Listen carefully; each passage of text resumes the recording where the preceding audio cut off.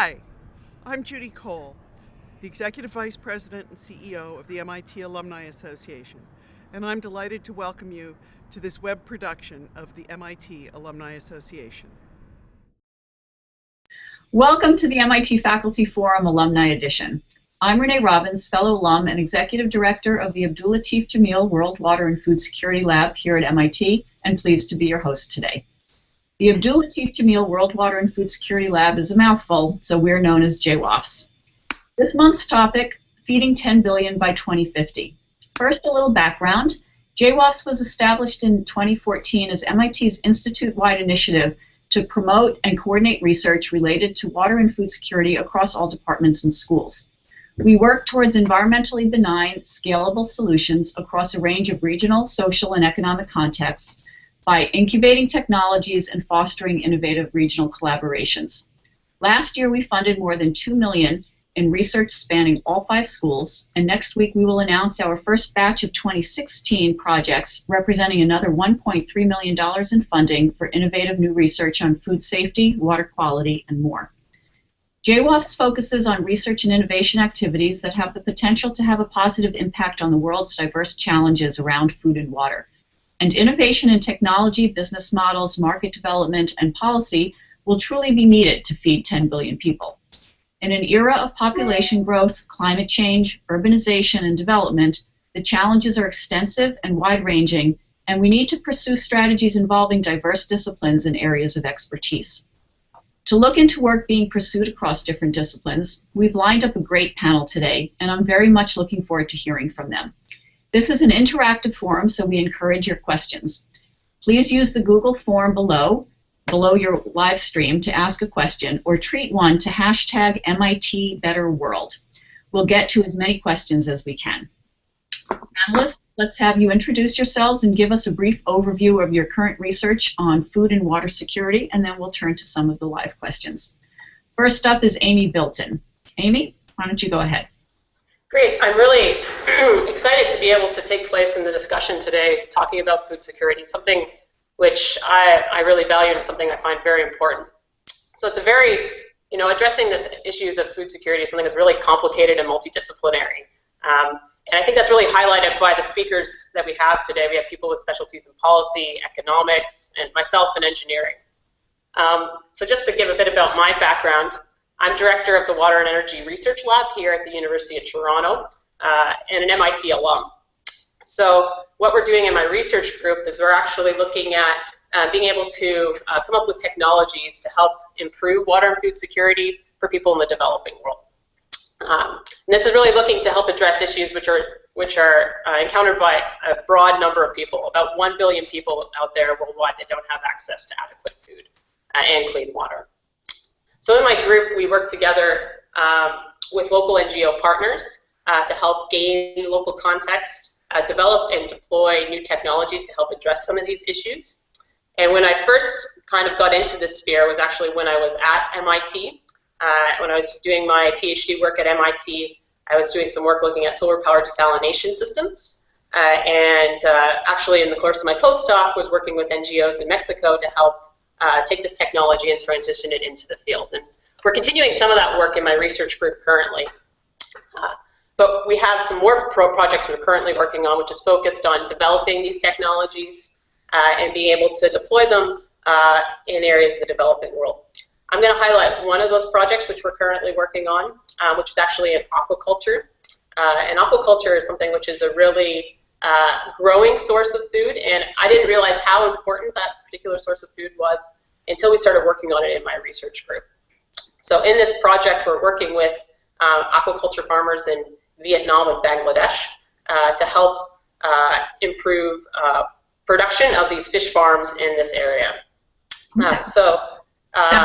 Okay, if you want to, is it? Yeah, that's great. So I'm sure we'll get back to that, but sure. I want to make sure to introduce everybody at the beginning. Sure. So you can then see what kinds of questions come in. So thank you for that introduction. And next, why don't we turn to Joyce Coffey, who is at Notre Dame. Hi, everyone. Nice to hear from you. And yes, I'm with the Notre Dame Global Adaptation Index, which is the world's leading index showing which countries are best prepared to deal with climate disruption. And just again, by way of background, as Amy did, I should share that my background at MIT is in course 11, the Master's in City Planning. And I have really been so grateful to have that background in my international work that's really focused on saving lives and improving livelihoods, even in the face of the global shifts that we are experiencing. Predominantly, my work has been around climate change. And I would just perhaps introduce also the concept that the quest for climate adaptation has really hit a turning point. And it's something that's quite humbling, frankly, for many of us who've been working in climate action overall for many decades. Adaptation appeared more frequently than mitigation in the Paris Climate Agreement, which was the much lauded agreement that came out of the November and December negotiations of over 120 governments. It also appears very frequently in the new Sustainable Development Goals that the United Nations released in November. Food predominates that Sustainable Development Goal, especially as it relates to the resilience of populations to these shifts. And especially since many of you on the call may be from the private sector, I should also acknowledge that the World Economic Forum's Global Risk Perception Survey that comes out every year at Davos in January noted that the failure of climate adaptation and mitigation was the #1 risk perceived by the 1,000 educated elite that they interview around the world, and that food insecurity was also in the top 2. So those 2 issues of the failure of climate adaptation and food insecurity are always paired together, and very important, I think, for all of us who are thinking about the world's resilience to acknowledge. Thank you so much. Okay. Thank you, Joyce. That was a great introduction. And then let's turn to our third panelist, David Sahn from Cornell. Yes, good afternoon. Thanks for asking me to join you as well.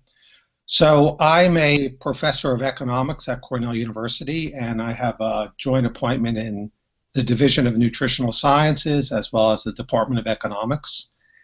And before coming to Cornell, I worked at the IMF and the World Bank, and as well as the International Food Policy Research Institute.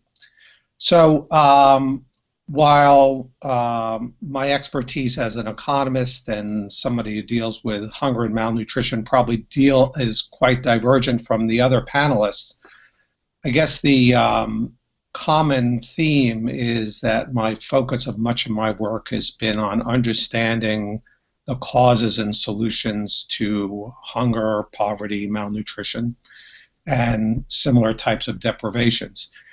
So while I think most people, certainly in the general population, but even working in the area of food policy and agriculture, when they think about hunger and related issues of famine, we often focus on large events like the major famines that have occurred in the past 50 years that have killed tens of millions of people, whether it be the deaths in North Korea in the later half of the 1990s or the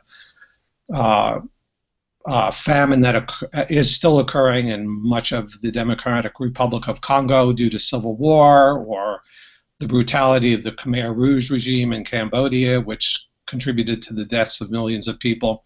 And we often think about that in the context of kind of the predictions of Malthus from 200 years ago that the world would be faced with famine and regional and global food shortages. Of course, this hasn't occurred, the shortages, largely due to the amazing accomplishments in terms of technological change in agriculture, whether it be the Green Revolution or other, more recently, the biotech revolution that's changed the face of agriculture. But what has remained a constant, and what is really the focus of my work, is the fact that there is this chronic, year-to-year, decade-after-decade devastation of chronic undernutrition and malnutrition that afflicts a large share of the world's children, especially. Somewhere around 30% of the children under the age of 5 today still remain chronically undernourished, which is a number of about 160 to 200 million children. And this measure, while it's declined, or the number of kids have has declined, and the proportion of kids of malnourished has declined, largely due to the accomplishments in China and Southeast Asia. In much of the rest of the world, particularly in South Asia and Africa, this really remains an intractable problem. And the focus of my research and my work is trying to understand this chronic undernutrition, whether it be shortages of calories and proteins or shortages of micronutrients such as vitamin A, iodine, iron, which afflicts large shares of the world's population. Just to give you an example, 40% of preschool children globally are iron deficient, and 30% of children are iodine deficient, causing often severe cognitive and other types of problems. So in any event, my work has been focused on these chronic food shortages, but more importantly, the other determinants of malnutrition, which generally actually do not have to do directly with food per se, but other forms of inputs into the health and well-being of these children. Well, thank you. Thank you very much for that summary. So it's interesting that each of you have addressed in some manner the role of climate change in the work that you do. We have one question from Ani in New York, who noted that COP21 did not give food security a fair shake from the perspective of small farmers in the developing world. Instead, the first world is dictating policy for smallholder farmers who must comply. Any of you have thoughts on that? This is Joyce. So, oh, sorry, David, please go ahead. No, go. You go first. I'll follow. Thanks. Yeah, I think that the Conference of the Parties process generally has not given a fair shake to smallholder anything, farmers or indigenous peoples. It's been a very arduous 21 years to get to the place of this agreement, which, although it was lauded, I think is incredibly troubling in many ways, not the least of which that the shareholder and smallholder farmers are not acknowledged, especially the very precarious position that they are in. But I do think that there is a lot of progress within the UNFCCC, the Framework Convention on Climate Change, to embrace other voices, including that of perhaps these non-traditional actors. For instance, the Adaptation Committee, which has gotten recharged after Paris for sure, has open meetings, most recently, in fact, this week in Rotterdam, as part of a conference called Adaptation Futures, where they are seeking input from a variety of stakeholders. So, and there was even in the Paris Agreement an offer for anyone to provide formal response to the Adaptation Committee, and ND Gain did provide formal response. Only 17 organizations did. It's certainly a travail to get through the UN's process to provide that kind of response, but I would just say that I think they are willing to continue to listen. So I encourage you, if you have principles that you want to propose to them, that you share them. David, did you want to chime in? Yeah, I guess I would just like, maybe it's not directly addressing the question that you posed, but just say a couple words about smallholder agriculture in the developing world, particularly in Africa or South Asia. And when I think about the critical importance of smallholder agriculture, actually I don't think about it in terms of its role in contributing to food production and global food supplies. Rather, I think about it in terms of its critical role in terms of raising rural incomes and employment. And the other dimension of that, of course, the other dimension of that I'd like to focus on, though, is that smallholder agriculture has certain attributes and factors that make it particularly important in terms of producing a more diverse and more varied food supply that's so essential for the economic as well as the nutritional well-being of local populations. So while the global food producers are wonderful at producing and increasing the productivity of rice and wheat and other major crops, they're not going to be and have not been as effective in terms of producing fruits, vegetables, other nutrients that are critical to people's health and well-being.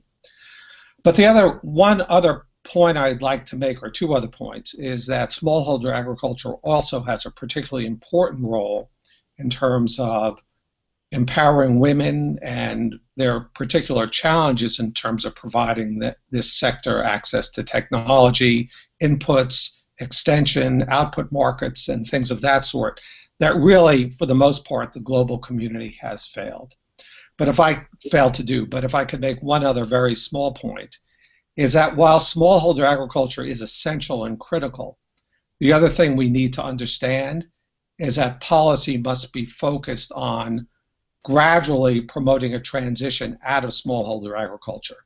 It's not a viable long-term path for most households that are engaged in that sector right now as a source of income, as a source of economic well-being, as a source of security. And so smallholder agriculture needs to be transitioned, and we need to promote and manage a transition that really reduces the role of smallholder agriculture, not so much from the point of view of production, but from the point of view of household well-being in terms of livelihood generation and income generation. And do you think the path to do that is primarily through economic policies at a country-by-country level? Well, I think that the international community has a critical role in terms of doing this, in terms of, as I say, investing in appropriate technologies, figuring out how to manage this transition through inputs, extension, output market access. But I think it really is a country-by-country challenge, because as you move people outside of the smallholder sector, you need to find other sources of remunerative employment for them, particularly in small towns, small cities where they'll migrate to, or that will develop around the areas that are predominantly engaged in smallholder agriculture. So these challenges are very formidable, and they really have to do with the larger kind of development goals and development visions of countries themselves, which the international community certainly has an important role in providing evidence and knowledge about, but it really is indeed domestic policy that's going to drive this process. Joyce, did you want to respond to that? Two things. One, I just think this is so important to point out the point that shareholder farming is not necessarily the end game that we would expect for communities that are trying to lift themselves out of poverty. The point that you made, however, was that the global markets are really focused more on wheat and grain generally, and I think that's so incredibly true. However, there are some very important parts of the marketplace that smallholder farmers serve, cocoa and coffee being two of them, that I think do capture the imagination and are also important for some very major supply chains. So much of my work is trying to embrace the private sector in encouraging a more adapted reality. So of course mitigation, yes, please bring down greenhouse gas emissions, but while you're at it, imagine what the resilience of your supply chain looks like. And that includes trying to help the smallholder farmer to be able to withstand these shifts in climate as it relates to the end of chocolate or the end of coffee. So that's one thing that I was thinking about as you made these really important remarks. And the other was that, I'm fascinated by the international policy of food, especially as it relates to Africa. In Fast Company about 18 months ago, there was this graphic that I'll never forget. It had the continent of Africa, and there was this giant red arrow coming right out of the Sahel, the driest place that is not even able to produce enough calories for its population. And the graphic said 40% of China's calories. And it was saying all of this food is supposed to flow from Africa to China as China, demands higher and higher footprint crops and food.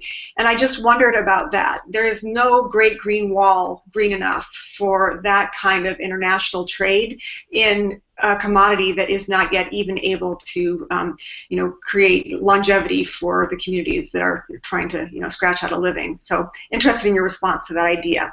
Well, that's an interesting point, because one of the things that I was going to ask about was the globalization of our food system and how that can both drive risk and mitigate risk at the same time. So on the one hand, our ability to move food over large distances can help alleviate localized problems related to drought or other natural disasters. However, globalization can also introduce, for instance, food safety risks as we get further away from our food supply and food producers, and also the kinds of imbalances you just alluded to, where you have like a market strong arm like China coming in and really taking control of a particular resource like that. So any thoughts on the globalization as either a risk driver or something that can help mitigate risks?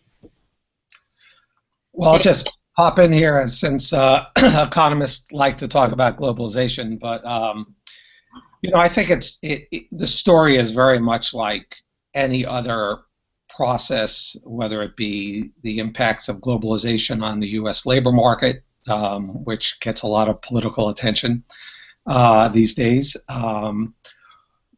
But you know, the reality is that this process is going to march forward, and it's going to march forward whether Bernie Sanders and Donald Trump are elected or not in the United States, and it's going to march forward in the rest of the world. And the question is very much like it is in the U.S. in terms of the U.S. labor market. How do you manage this transition, and how do you make it more constructive? Now, certainly, there are a lot of elements to the global marketplace, particularly for food, that pose new risks for farmers. You know, we were discussing briefly the issues of Joyce was about cash crop production. That's probably the perfect example. Well, the fact is that many of the most successful smallholder farmers in Africa are those that are engaged in cash crop production. They're not those that are engaged in producing for the local market. And really, if you look at the economic trajectory of farmers over the past 10, 20 years, it has been the development of this cash crop economy for smallholders that has driven a lot of poverty alleviation and a lot of improvements in living standards. So on the one hand, certainly that's a very positive story. On the second hand, or on the other hand, you think about, you know, the volatility of commodity prices. You think about the shocks that farmers face when there's blights and other types of drought conditions that particularly affect these crops. And then they don't have a local kind of food economy to fall back on. So I think this issue of managing these transitions is really the major challenge. And maybe that sounds a lot about like mitigating the risks associated with globalization, but really it's not just mitigating the risks, it's exploiting the opportunities. And that really is the challenge that we face as a global community. All right. Oh, well, thanks for those thoughts. We've got some more questions coming in, and I'd like to turn to water a little bit, which, of course, is so central to the agriculture and climate change impact questions. But I'd like to bring Amy into the conversation a little bit more. So, Amy, a question from Neil. What are the big challenges you see for desalination technologies? So desalination, I think it's something which is it's been established for a while in some areas of the world, and it's the major source of water for the majority of locations in the Middle East. But it hasn't really broken through in terms of being a major water supply for many outside of those very water-stressed areas where there is a lot of energy. One of the big challenges facing desalination is the fact that it's fundamentally it's a very energy-intensive process, and that's one of the big challenges. And right now, there are opportunities to make the process more energy efficient, potentially saving about 3 times the amount of energy what's currently used to be able to produce water from desalination. The other kind of big challenge, I think, looking at desalination is looking at being able to make sure the systems themselves are robust. This is getting more into the technology side because that's my sphere. Is that the systems themselves, it's a really rough environment for being able to operate as a system because the saline waters are highly corrosive. They have a lot of materials in them which can cause degradation of membranes and other components.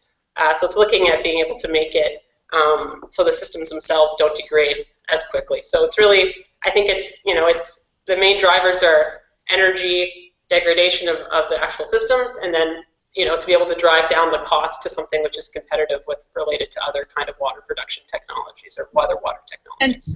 And so desalination is already being used for a range of purposes, from really large desalination plants to provide residential and domestic water needs, as well as local, like small unit desalination, even home size technologies, and then desalination for irrigation purposes, because sometimes only brackish water is available, and so you need desalination for agricultural uses.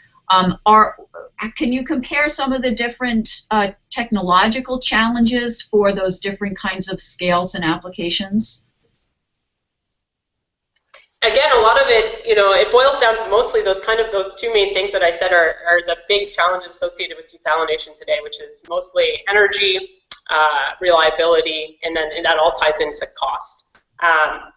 When you're looking at doing that type of desalination for brackish water, it doesn't take as much energy to do that kind of desalination, but what it does take is those waters themselves tend to have a lot of more dissolved minerals and things which can cause more degradation in terms of if you're using reverse osmosis or other technologies to be able to do that kind of treatment.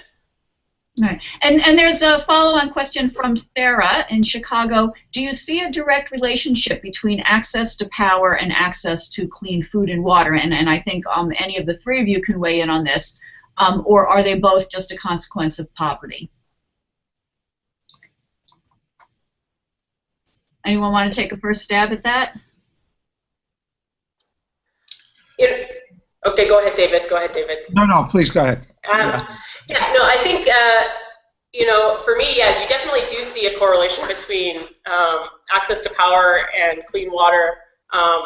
It's, if you take a look at, and it is, in my mind, it's all related to the fact related to poverty. If you take a look at, if you take a look at the maps which have been defined, looking at regions where places people have water stress, places where, and you take a look at access, the numbers in terms of access to grid electricity, there's a high correlation between those locations and poverty. Okay. And David, did you want to add some thoughts? Well, certainly, as Amy said, the correlation between lack of access to power and lack of access to clean water in developing countries is extremely high. And they're both a function of a lack of kind of infrastructure, access to public services, and local investment in general. But I think the important message, at least that I like to think about, is that, and I just want to make a plug for water and sanitation. Certainly when we think about hunger and malnutrition, or when I think about chronic hunger and malnutrition, I would place lack of access to clean, plentiful, safe water supplies on an equal level as access to food. In fact, I think in many environments, it's disease and infection, largely a function of lack of sanitation and water, that drives more child malnutrition than lack of access to food. So I think that's a very important point. But the other issue is that, I take some encouragement, and this is certainly not my area of expertise, but from all the new technologies, and I'd be curious if Amy is working on these, that are available at the local level, that not desalination plants, but small-scale technologies that are being introduced in communities that both harness power from the sun or wind or local, sources, as well as these new technologies for making available to these poor communities clean and plentiful water supplies. And everything that I'm reading and everything that I've been involved in is showing that these types of interventions are incredibly effective at reducing malnutrition, particularly the types of malnutrition that's a result of, again, infection and disease, which really is quite critical to the well-being of children in developing countries. A follow-on question on food security from Alan. Does encouraging more plant-based versus animal sources of calories and protein have value in both increasing food security and mitigating climate change?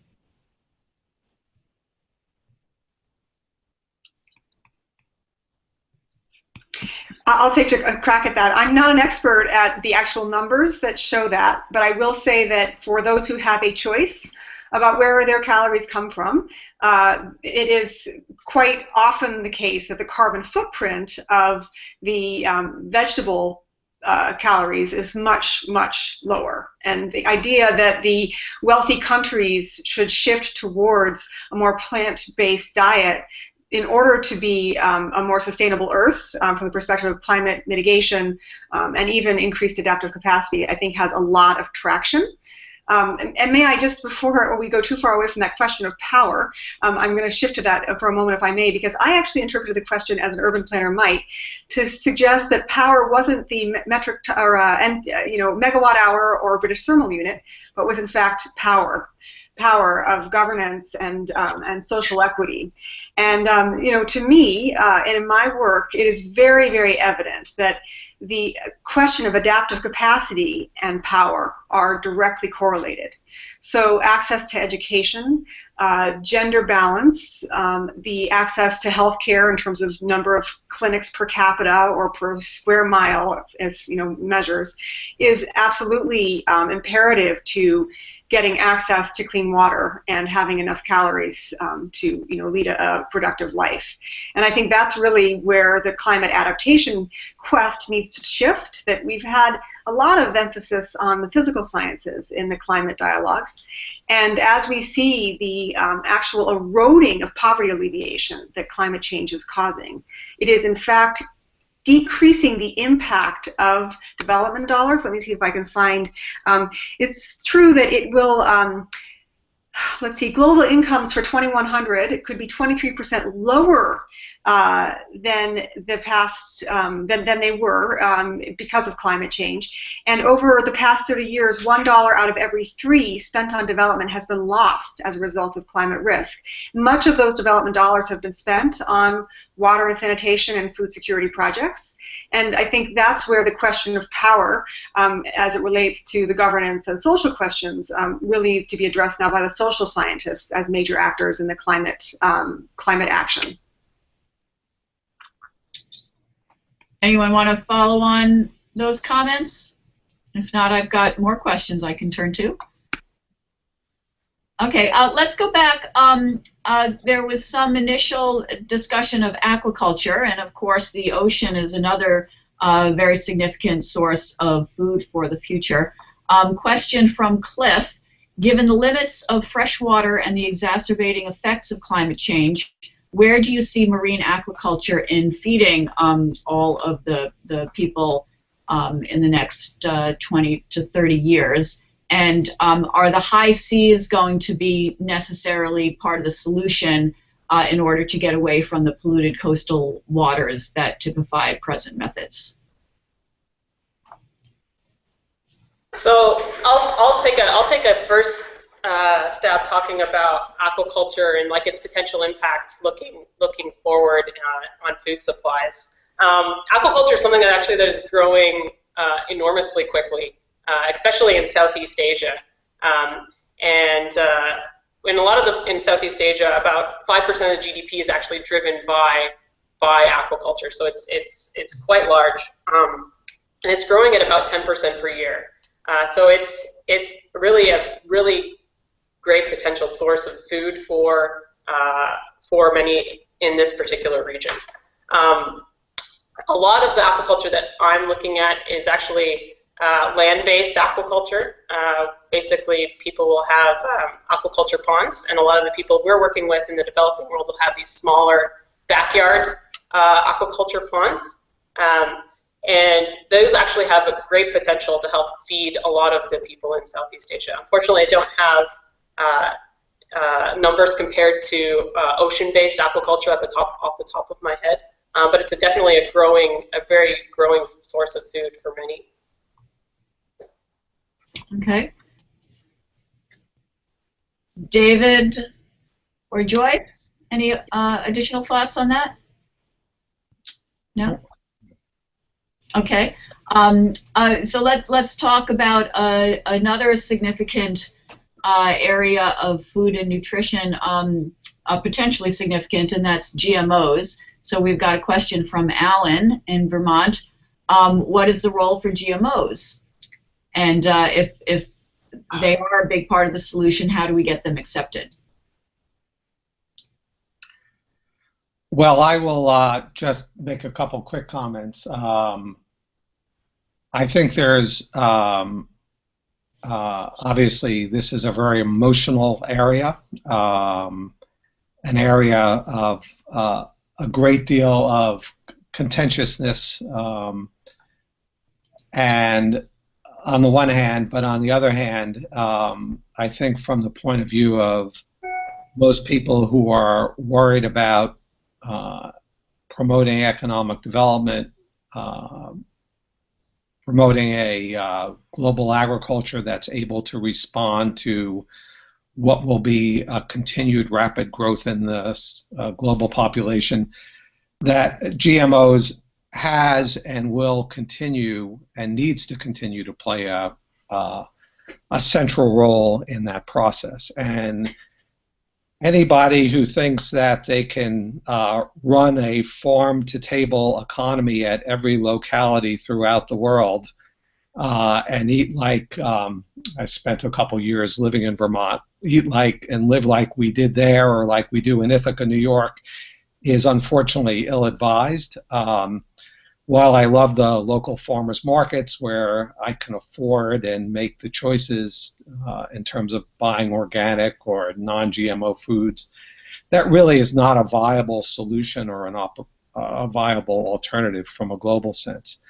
Now, having said that, I think one needs to respect the wishes and the demands of consumers, and I certainly respect somebody who chooses not to buy GMOs, even if there's no scientific basis for that decision from the point of view of health or even kind of the environment.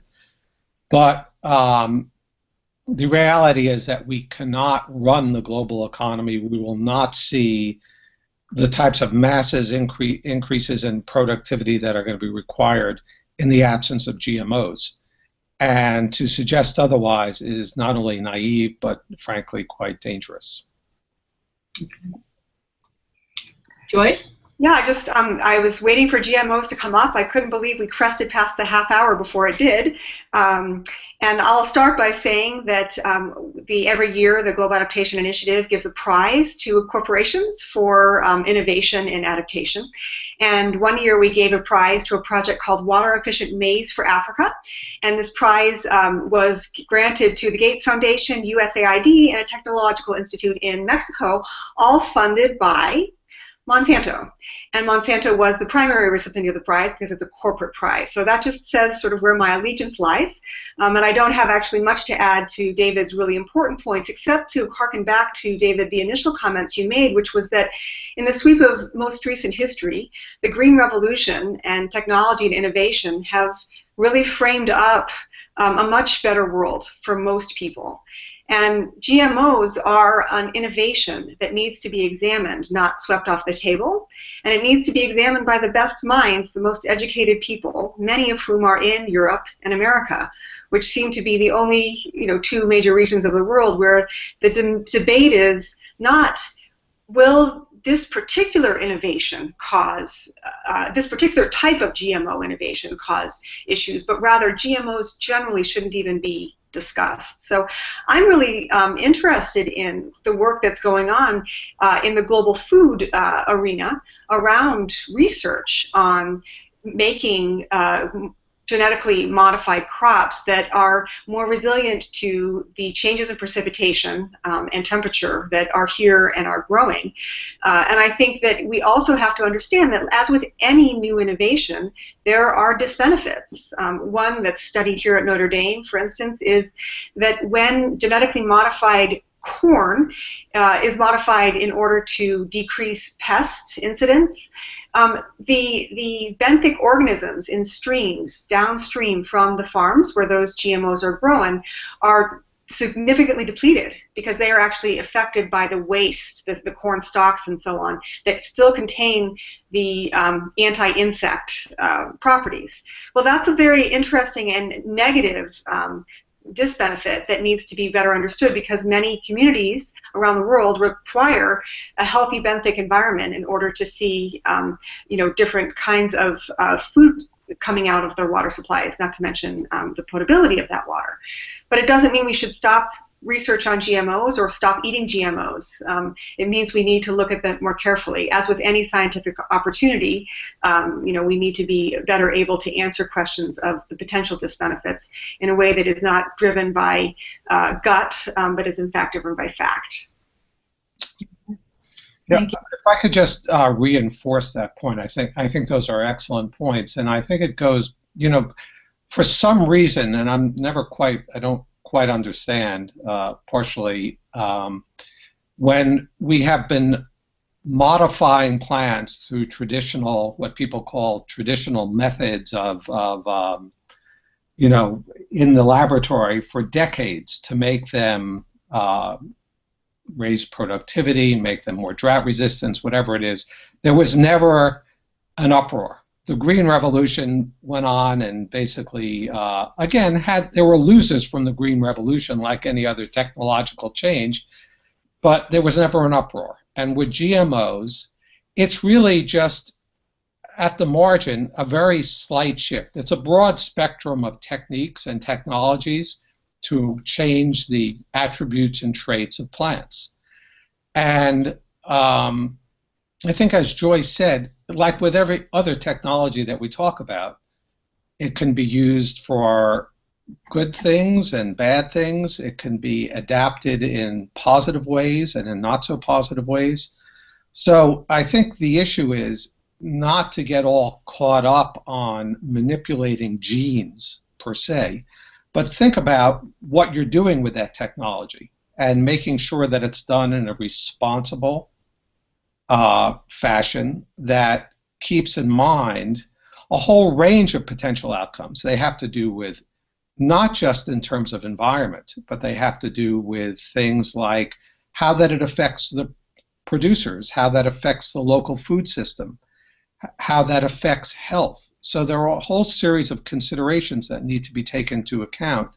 But again, to throw out this technology as being scary or, something that would pose incredible risk above and beyond the types of plant manipulations that we've been doing, germplasm manipulations that we've been doing for decades, I think is just naive and not constructive.